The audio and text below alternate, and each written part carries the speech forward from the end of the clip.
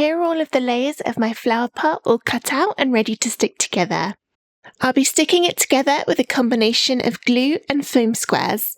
As with all my layered designs, we need to start at the bottom and then work upwards. So I'm going to move all of the top pieces away whilst trying to be a little bit careful at keeping them in their positions, seeing as I've already gone to all of the hard work here.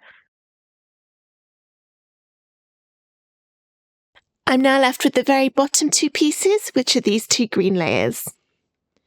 For the lighter green layer, I'm going to stick this to the bottom using foam squares. So let's turn it upside down and then add my foam to the back.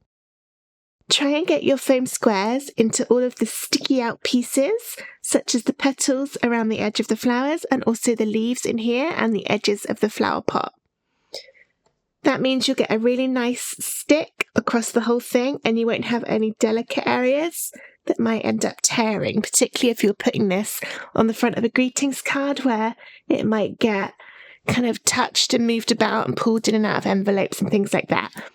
So we want to minimize the amount of little bits of cardstock that might end up getting caught or trapped. And then also put some foam squares in the middle of larger pieces too, to make sure it'll be nice and level.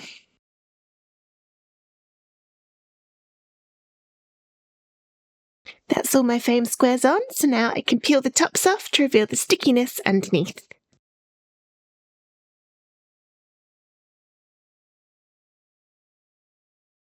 Now let's stick this onto the very bottom bit. I'm going to line it up carefully using the flowers at the top and the bit along the bottom, and just gently drop it down when I think I'm happy with how that's all positioned. It's a little fiddly because these stems are thin, so they'll try and wiggle about as we're going, and it might be easy to turn it round lengthways. I didn't do a very good job there. You know what? I'm going to change tactic, I think. Start at the bottom. Okay, I'm going to line it up and then gently drop down and check all these flowers to see if any of those need to be moved. So this one I can see isn't lined up very well. There we go. And the reason for just gently dropping it down is that if you did need to move stuff about, you can see you can pick it up quite easily, because it hasn't actually stuck yet. But when you're happy that it is all lined up nicely, push down to get those foam squares really well stuck. And now at this point, it's up to you if you want to build up the flowers next, or if you want to do the pot along the bottom. As they now all build up separately, it doesn't matter which order you do it in. I think I'll do the flowers first, starting with the white ones. Now, we would need to make sure that we add the foam squares on the right side of these. So I'm just going to line them up to make sure I'm doing it right. So put them on there, then pick one up, turn it upside down, and then add your foam squares to the back. I'm probably adding a few too many than are technically necessary, but I'd rather have a few too many and know that all of those petals will be really nicely stuck than not have enough and risk it getting damaged. Use the shapes of the petals, which are all different, to see which way round it needs to go to make sure it lines up with the green. And then exactly the same for the other white flower.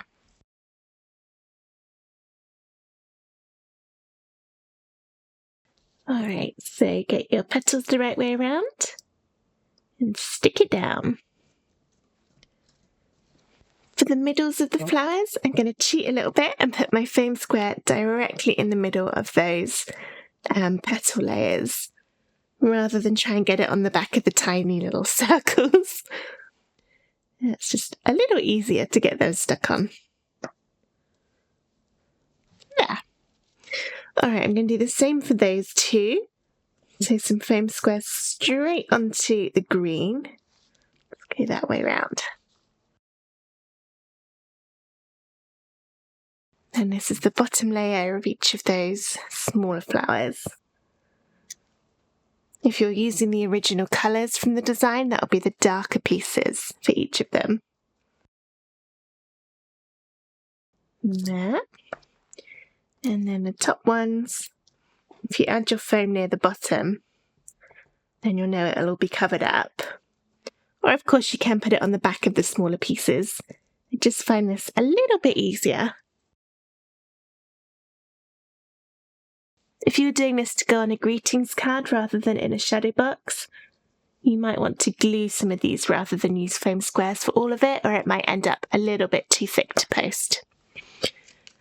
But there we go, that's the flowers done. You can see the depth in there. And now let's move on to the pot at the bottom. Start with the big piece, which will be foam squared on. Again, try and get your foam into those sticky out little flower bits and the very edges of the top rim of the pot.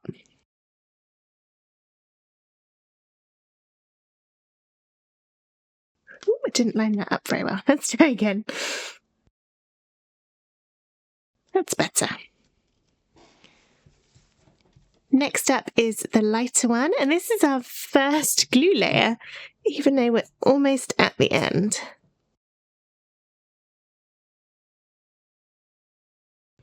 Next up is the rim from the flower pot. This one is also foam squares.